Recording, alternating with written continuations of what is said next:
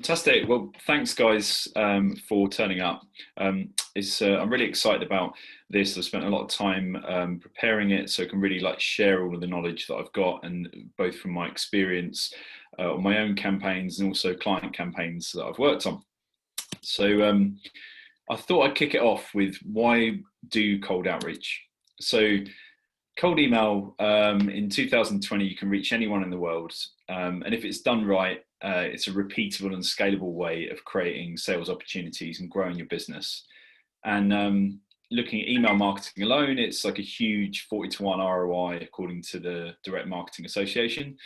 And it doesn't just translate to booking sales appointments. You can also do it for applying for jobs, getting backlinks for SEO, PR opportunities as well, trying to get featured in reputable magazines and newspapers. And what I also said is who shouldn't do cold outreach. So one of the things with cold outreach is you do need to have it dialed down in terms of your product market fit. So if you don't have a proven and repeatable sales process yet, in terms of taking those calls and closing those deals, if you're too busy, then it's probably not going to work. Or if you have a low value sale, which could be monetized through an e-commerce payment link, basically. And also, if your audience size isn't big enough, you can do one-to-one emails and referrals for requesting introductions. And what I've also noticed is people who want instant results without the testing and iteration.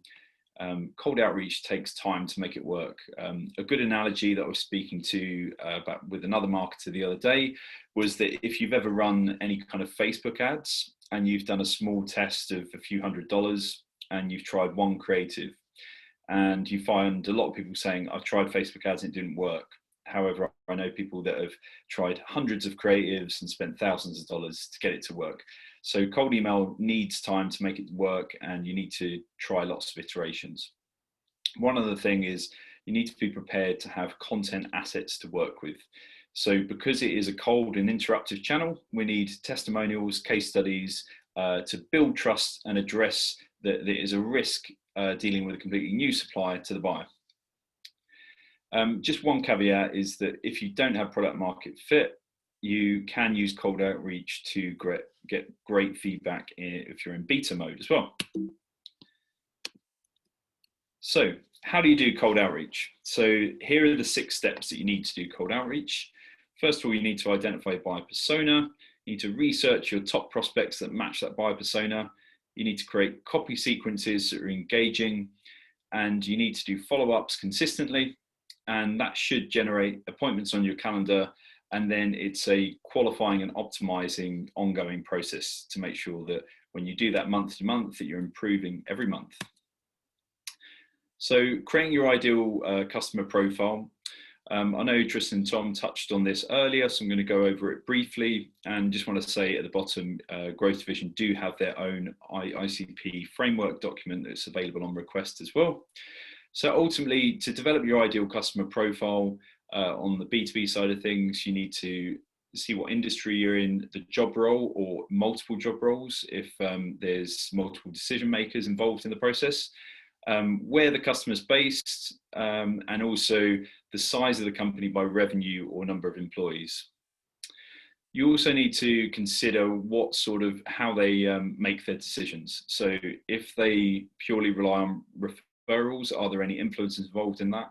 That could be part of your outreach strategy. And that could also mean that you could create content to influence that decision as well. So also trying to look for their major pain points. So for my particular service, B2B outreach, it's spending too much time on lead gen. It might be spending too much time learning new tools, and that might be for a customer that doesn't want to spend all that time and they want just someone to do it for them. Or it might be the quality of the leads, so generating qualified leads as well. And then look at their business objectives and see how you can match that. So what I'm going to do to kick this off is there are many tools out there, and I will mention a few of them in this masterclass. But I think what the most important part is getting the email and the outreach copywriting. So I've started with email copywriting and I've done a teardown. So this is a software as a service technology company, similar to some of the people on the call and some of the clients that you work with. And I've just done an analysis here where what I've said is, in terms of they've got morning Mark, good to meet you. They could use this first line to address who they are, why it's relevant to me, and also personalize the person, myself, receiving the email. And then it's like, do you want your content to attract or retain customers to increase revenue, improve retention? There's actually quite a lot of their benefits in there. I'm a big fan of actually focusing on one big idea and benefit, because you're not trying to get that across in one email. All you're trying to do is get a hook and get in the door. And then once you're on a call, you can talk about your other benefits if they match and are relevant to the clients. Bullet points, to me, whenever I receive an email that has bullet points in it, it's an immediate flag that screams it's a sales email. So I would remove those. One thing that they've done really well is that the use of you, and not me. So buyers can really visualize how it applies to them and how they can take ownership of that solution if they were to choose it. And also in the first email, you don't really need company info. So you see here that they've put a whole bio of who they are and where they're from. Really, I don't really care about that at this stage. What I care is, should I read it, spend any time reading the email and replying to it, or is this something to get deleted? Also, don't send the attachments on your first email. It will affect the deliverability rate as well, because they probably won't open them because they don't know who you are. They've never heard of you. So here's my creating copy brainstorm. So first of all, you need to identify what your prospects' biggest pain points are. So I've given some examples here. So it could be 3 out of 4 buyers you've paid for through Facebook ads are leaving without purchase. So that's kind of a good hook to find out how I can solve that. Are you spending hundreds of hours a month learning new cold email tools? Or it could be addressing the risk. So could you talk about some of the clients that you've worked with to really bake in some social proof there? And then also collate how you solve problems for existing customers. So for example, we reduced bounce rate by 30% through our software, which resulted in 100K in increase of revenue last month. Or the amount of time that you've saved them as well. And if you can show that you've solved those problems, prove it as well. So social proof, some example testimonials included within the outreach can work really, really well. As long as it's a company that they've heard of. It doesn't necessarily have to be the biggest company, but it does have to be a company that they can easily find if they want to. So this is going about creating that first email after doing that exercise. And really your first email should show that you understand the benefits that you bring to the business, and it should read in a conversational style, much like you would speak to a friend, but still remain professional. So if you were to read it back to yourself and it kind of sounds like another formal sales email and too much businessy talk, then you're going to have to go back to the drawing board and rewrite it. And often what I would do in this process is I would be sending it to friends and colleagues and getting them to read it. I'd also send it back to myself, and I would read it on mobile as well and see how it reads back to me. So first, subject and first line. So when you receive an email, quite often you'll receive the subject and the first line as the first part. I'm going to show some previews after this. What you can do is you can keep your subject line short, and this makes it seem much more conversational, and use a tool like Zerb, and that will help you see what your subject lines look like on a prospect on mobile email. And yeah, remember that first line needs to be improved as well. So make the first line catchy and intriguing.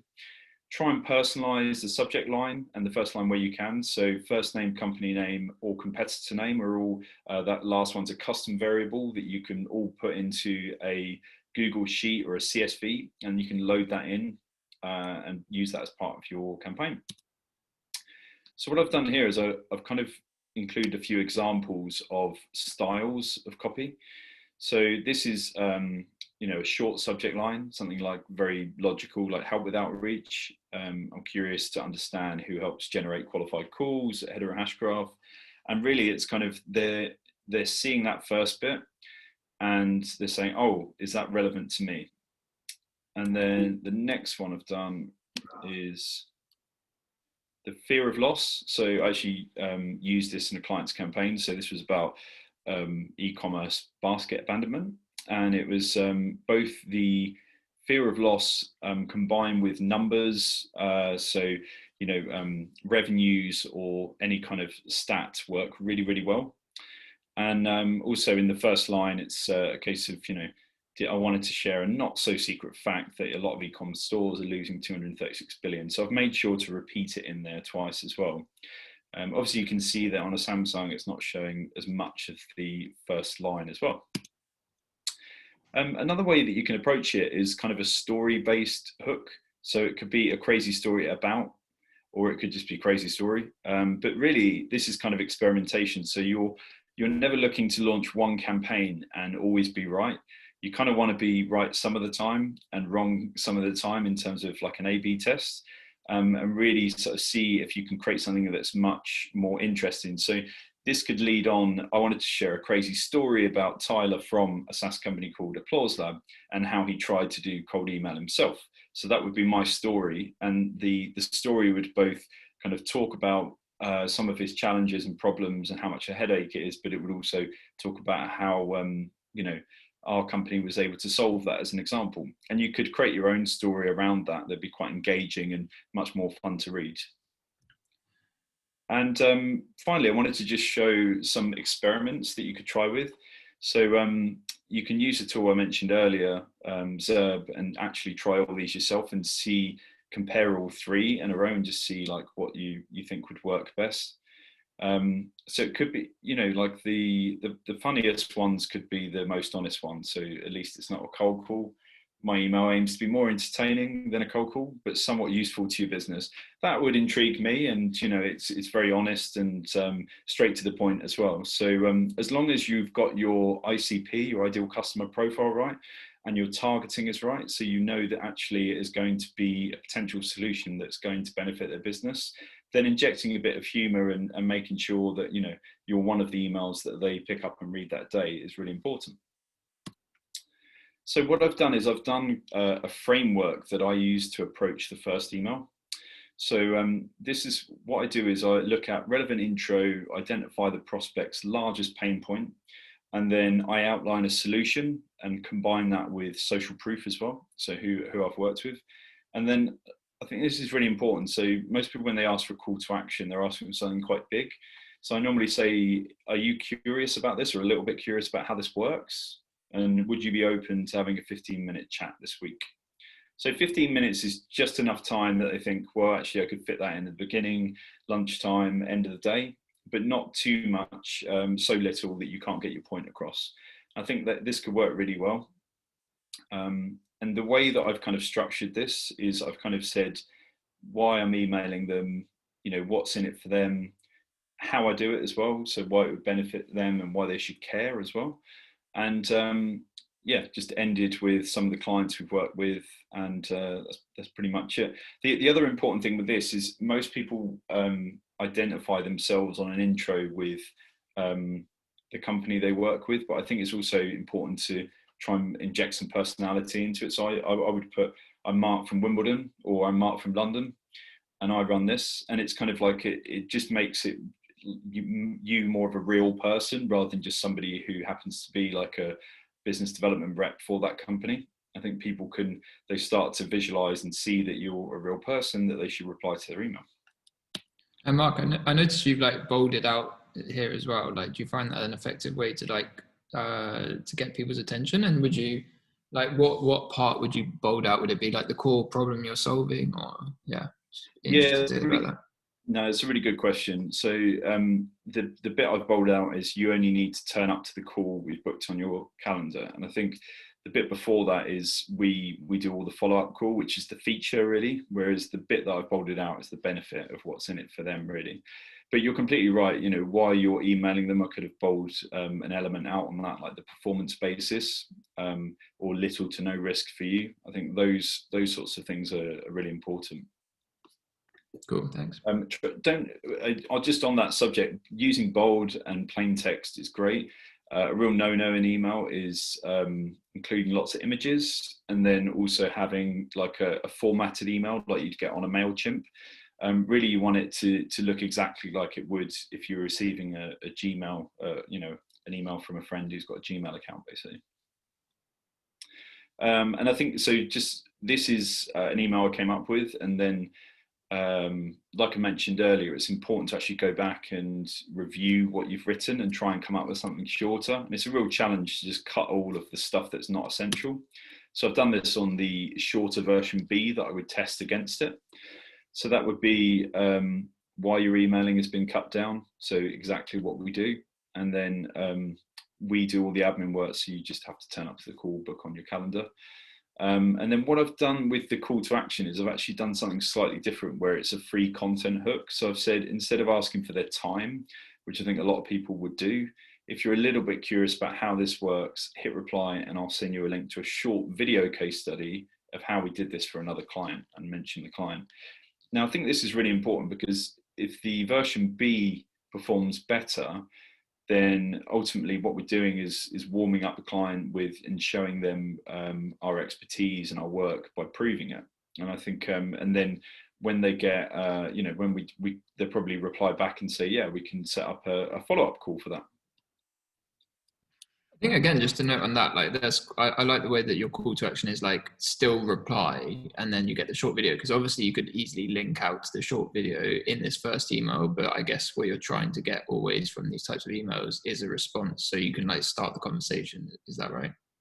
Yeah, there's two factors there. So there's the one you said, you want to get some engagement and some compliance, and I think, and the second factor is that including links can affect the deliverability as well. So if they reply and then you send a link to them, then it's kind of easier that way. Yeah, makes sense. So yeah, your second email, your follow-up email doesn't have to reinvent the wheel. It's just a gentle reminder, and quite often they may have seen it but are just busy. So the likelihood of a first email getting seen and replied to is very low, in the fact that you've got to look at all the factors of, you know, what time you're sending it during the day. So if you send it first thing in the morning or last thing in the evening, as an example. And if someone's quite a senior decision maker, they might only have, might be in meetings all day. So for them to see it, it's like when you're actually sending it and reply to it, could be very unlikely. Whereas if you've got a sequence of follow-up emails, you're much more likely to get a response. So the way I kind of structure the follow-up email is, I emailed you a few days ago, I'm really keen to hear your thoughts on how you handle. So I acknowledge that I've already sent them an email. I remind them why it's worth replying. So we typically see time savings of 2 hours for sales development reps, which adds up to thousands each month. And then, you know, try and inject a little bit of humor into the close. You know, if we set up a 15-minute call, I promise to be to be informative and somewhat entertaining. And at worst, you'll go away with a few free ideas for your lead gen. So really, there's kind of, it's quite low compliance on their end in terms of replying. And then the third email, it's time to, they've seen the other two, otherwise they would have either replied or, yeah, they're basically, so this time to build trust. So including a written testimonial in the email works really, really well. And yeah, just kind of really builds that trust there. And then the fourth email is kind of last ditch attempt, just letting them know that you won't be contacting them. And some do even reply after this as well. So I've sent you a few emails, appreciate it now might not be the right time to help with your company's B2B lead gen efforts. It's the last time you'll hear from us, but if you have a change of mind over time, feel free to hit reply and let's talk lead gen. So this has worked quite well in the past, where people kind of it's almost a reverse, where they go, oh, well, I'm not going to get another email, but at the same time, this is something I was interested in looking into, but I just never got around to replying. And that's kind of where it can be quite effective there, basically. So in terms of cold emailing, here's the checklist you need to do before sending. So you really need kind of at least 1,000 prospects' email addresses. That might not be the actual output of how many emails you send. You know, I put that in number 5, is that you aim to have a minimum of 500 verified emails. So you probably need 1,000 data records. And then you want to avoid sending to any generic email addresses, the info and the marketing at. You really want to look at specific names, which are normally the first name at the company if it's a small company like a startup. And then more established companies, it will be first name, last name, because there'll be many marks at the company. And you always to ensure that your deliverability is not affected and that you're not reported for spam, you really want to check your emails in a email bounce checker such as neverbounce.com. That's just one example. There are many out there that you can try out.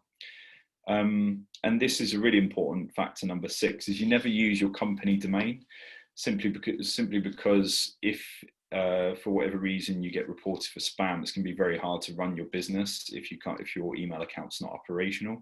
So really, you kind of wanted to set up a new domain and a G Suite account and link that G Suite account to your domain. Just use your first name at that particular address. Cold email does take a while to get going, so you need to warm up the email account for at least 30 days. You can do that manually by sending and receiving emails to friends and colleagues, but that can be quite time consuming. I actually automate this through a feature that lemlist.com have called lemwarm, where they actually basically warm up and send between different email addresses, and then it helps with your account basically. There's some other email health things that you need to do, like adding a DKIM record as an example and an SPF record. Those are things you should probably look at as well that I haven't added on that list. So I'm just going to move on to LinkedIn now. Basically, what I wanted to do, here we go. So LinkedIn outreach. So from LinkedIn outreach, the first place to start is a profile optimization. So what we've got here is we've got, this is just my profile. And it didn't used to look like this. I've kind of, changed it and optimized it over time. So my biggest thing is I'll put in a photo with a different color background, because when basically people do searches looking for people who do specific specialities, then you can basically they'll look at your image over others. It's really important to have social proof, so I've put companies that I've worked for and worked with over time, and then the subheading really sells your service, not your career to date. So most people look at LinkedIn similar to how they would look at a CV, but it's actually much more like a landing page where you're trying to persuade and inform somebody about your service and what you do. And it should be really easy for them to understand that, especially in your about section. So I've kind of broken that down by, who I am at the beginning, any accomplishments I've had, and then what I'm doing now and how I can solve their problems. And then I kind of end it with a call to action there, and that goes to a Calendly page if they want to speak to me as well.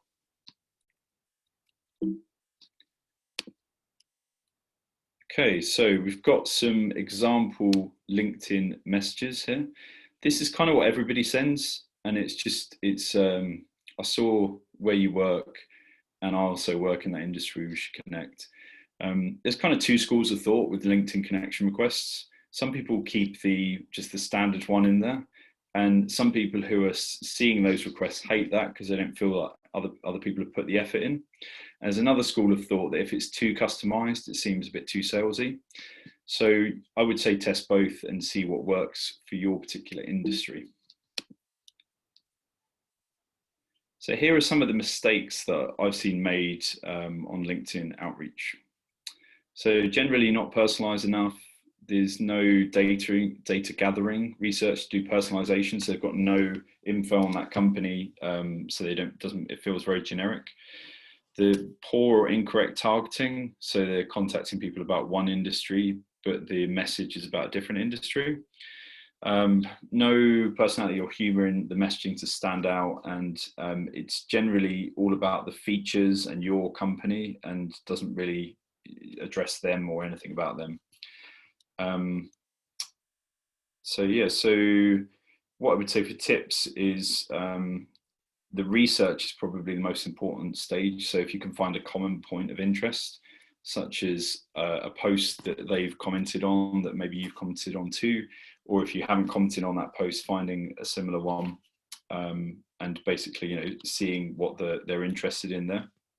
Another one is looking at software or skills that you also have in common.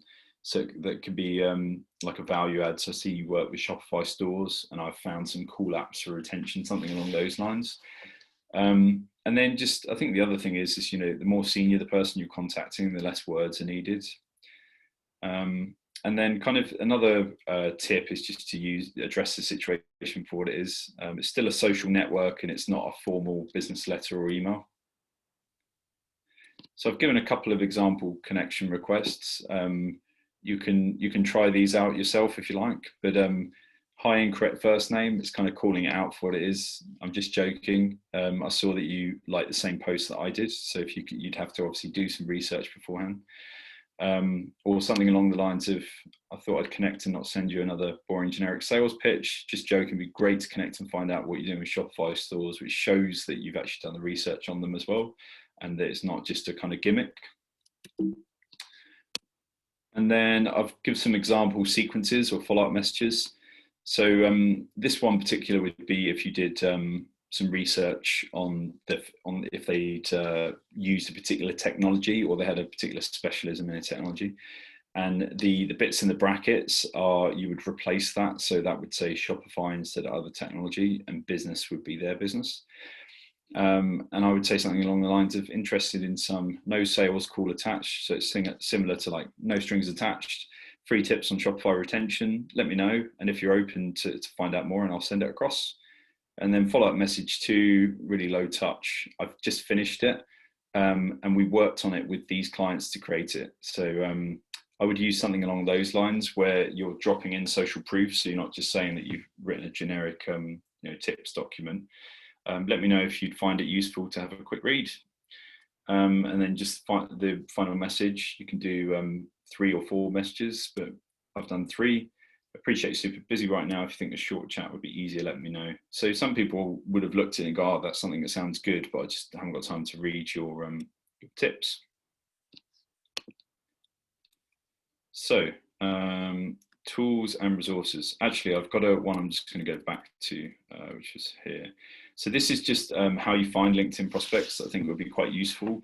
There are other ways to do it, but these are 2 ways that I would try out. So there's quite a new tool called Prospect With, and it's similar to if you've come across another software product called Built With, where you can actually find technology filters. So it might be that a company uses a particular analytics package. It might be that they are on the Shopify or Shopify Plus platform. So if you can find a particular qualifier that helps you, if you're a software development agency and you specialize in a particular bit of software like React or that kind of thing, then you can use that to shortlist all of these leads. You will have to enrich them, which is where you would upload that list to find names of that through a tool called Find That Lead. And then there's a scraping tool called Phantom Buster. You would use that to then find all the URLs from those names that you got from Find That Lead. And then there's a great tool called Expandy.io, which allows you to do everything from the post engagement, which I'll talk about in method B. But you can connect with people, you can do split tested campaigns, you can do all sorts basically. So method B would be slightly different, where you might research and influence a post with comments. You just go to the top of the page on LinkedIn and then type in what you're looking for, and then just see some of the most commented posts and look at some of the job titles there. And then what you can do is basically copy and paste that URL into Expandy, and then you can do a connection request campaign based on that and use some of the messaging around it basically.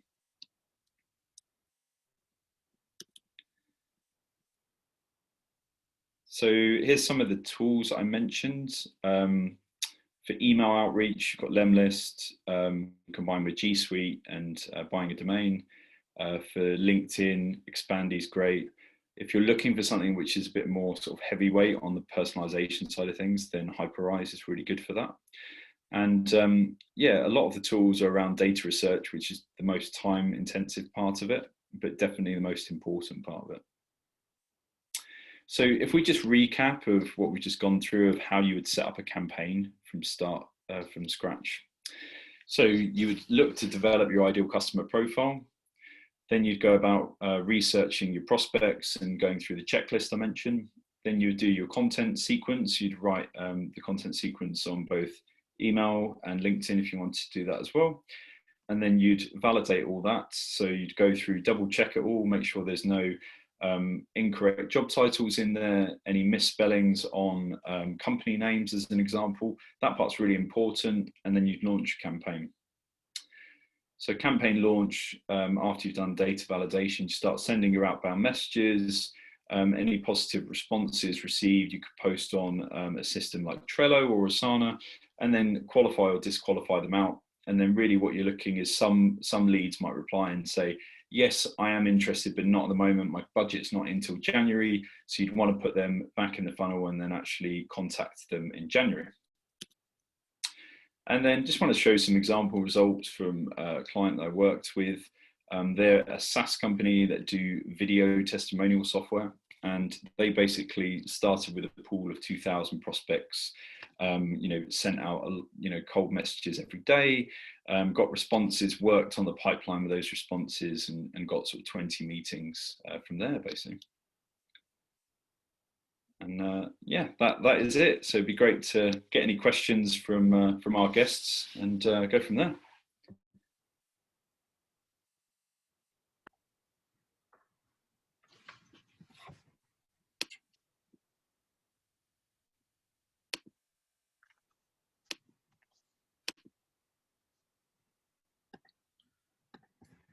Thanks, Mark. I mean, I thought that was super interesting. The expanded tool is something that I've come across, but haven't ever used before. Have you actually seen that kind of work quite effectively for like connecting with people who have commented on a certain post before?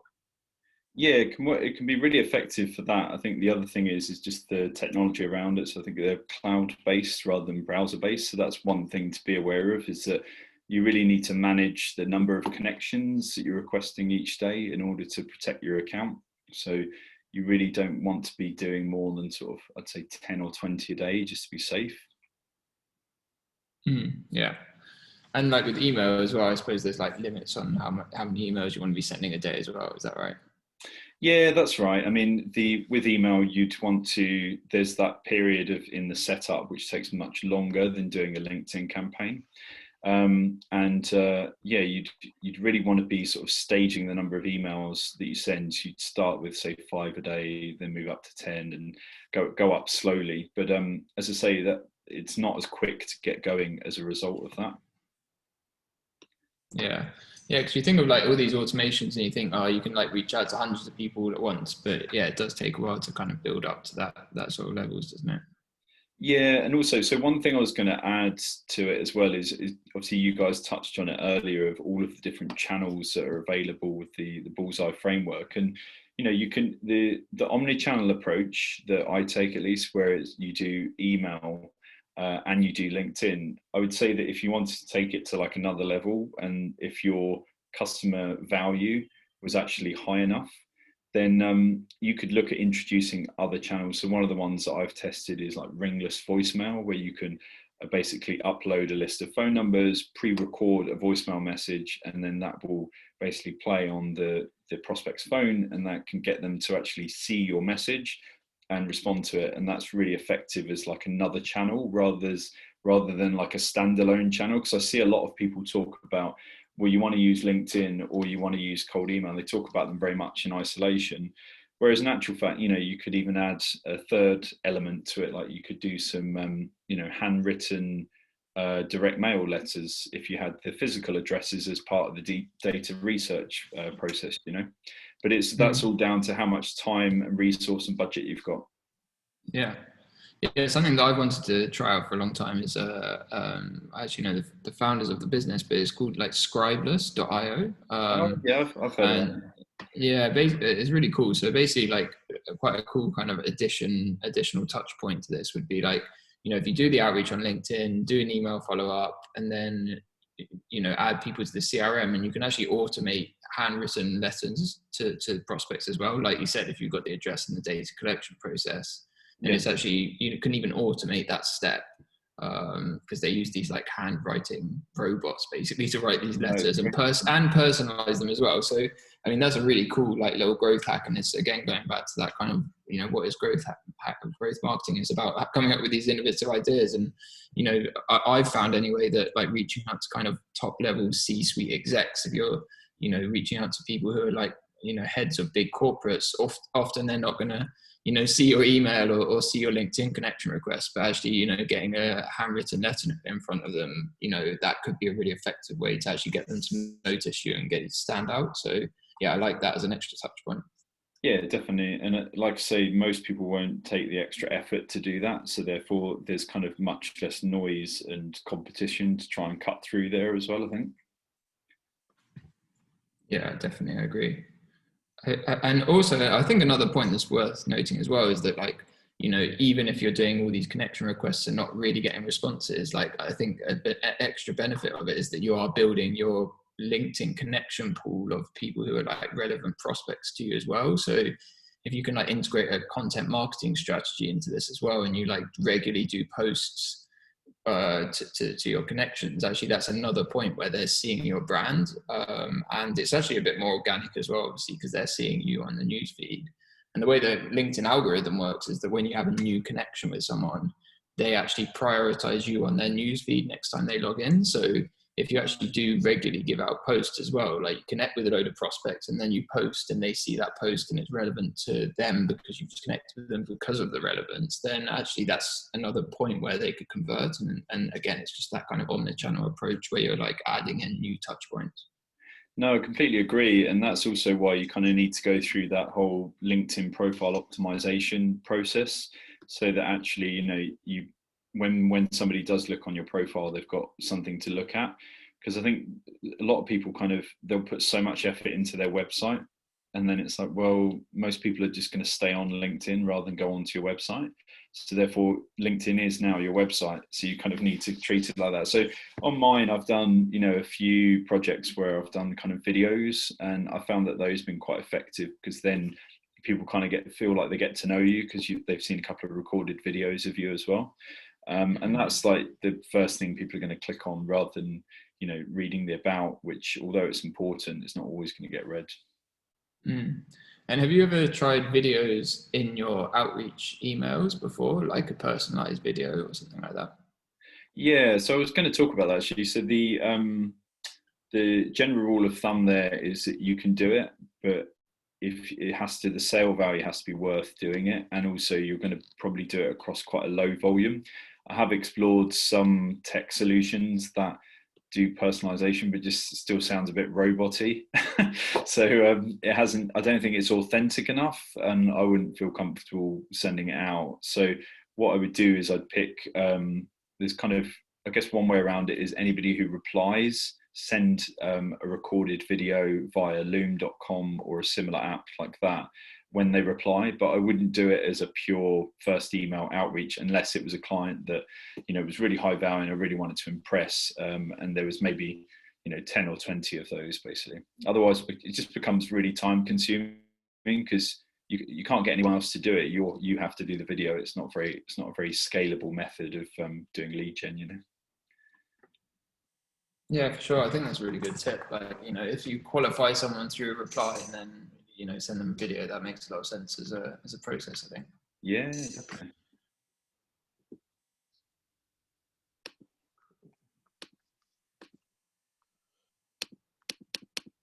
Any other questions from anybody? Well, it's getting towards the end of the day, so everyone's probably keen to wrap things up.